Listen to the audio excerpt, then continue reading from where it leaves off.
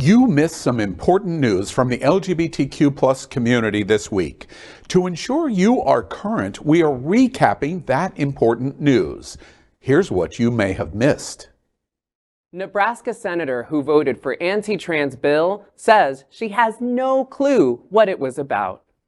Republican State Senator Christy Armendariz admitted that she doesn't watch the news or get the newspaper after being shocked that a journalist from New York Magazine attended a hearing on Legislative Bill 574. The bill, known as the Let Them Grow Act, bans those under 19 from accessing vital gender-affirming care, including physically reversible puberty blockers, by threatening any medical organization that provides them with lawsuits. It also includes a ban on gender-affirming surgeries for trans youth, despite no healthcare organization anywhere permitting operations to be done on under 15 years of age.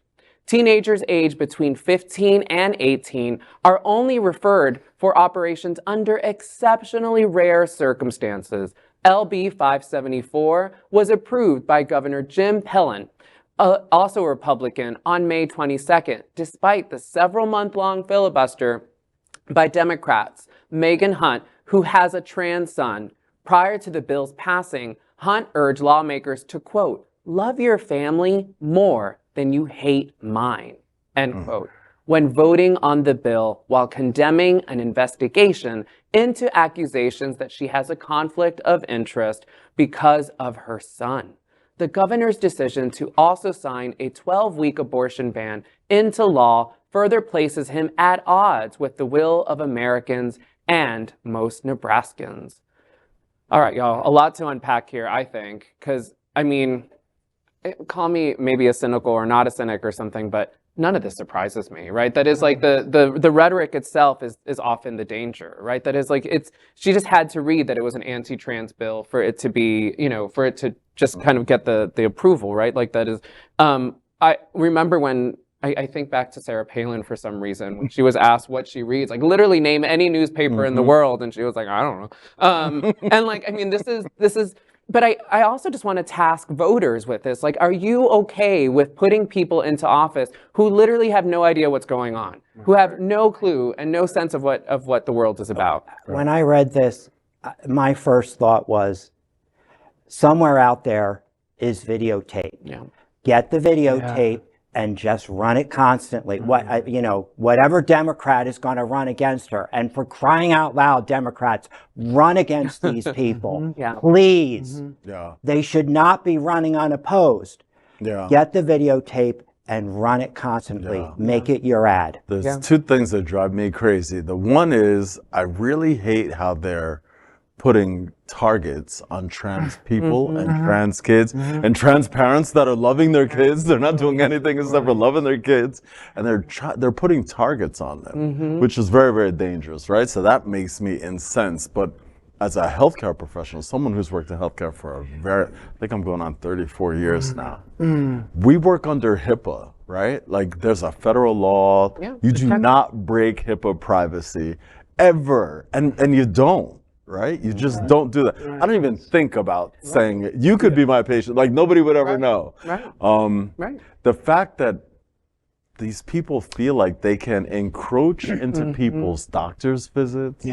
I was just talking about how we're trying to rebuild our relationship with the community, right? When you come in, you have to feel safe to tell your darkest, deepest secrets, where it hurts, like all the things that you're going through. These are not easy things to do. To think that someone could just come in there and find out all your business and then start making choices for you is like, I can't. Like, I start to get heart palpitations. It goes against everything that the medical community stands for and everything that we do. I don't know what world these politicians live in, but it's not what we do. We don't talk about these things. These are very, very private decisions and discussions between a professional and their patient. It's not your business. If you don't like it, don't get one.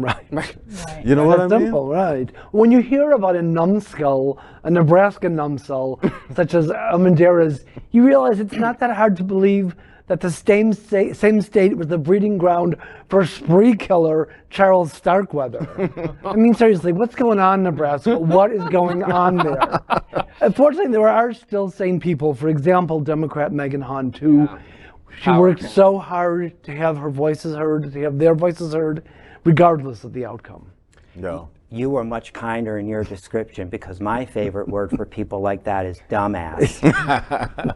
You know, to Paul's point, one of the things that always surprises, and I mean this so sincerely, it's going to sound almost as a joke, and I don't mean it that way, is that there's often more, when people are talking about trans issues, and a lot of these lawmakers, you feel like you see, they have such a lack of understanding of even the most basic ways that these things work. Like you see more sophisticated analysis of gender in like an episode of South Park or Family Guy or something. I mean, like, which also gets it really wrong. And like, that seems more sophisticated than their basic understanding. Like you just walk into a room and like, I mean, who knows what, like it's such a bizarre idea, and it's just fear, right? It's fear is what's controlling. Well, and this idea of politicians making these kinds of decisions. Medical decisions. They're politicians. Stick to what you know. Which is nothing. Let us tell you what. What let they us do tell is you. to serve themselves, in my opinion. There's egomaniacal people that are using us and other people as the hot buttons to get votes to feed their ego. It's sad, and they're supposed to represent their citizens, but they don't. We know that. But thank God the system works. I'm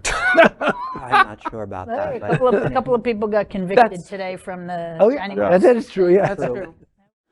Keep watching the only television news in the world from our LGBTQ+ community, and stay informed on everything that is important for and about our diverse LGBTQ+ community.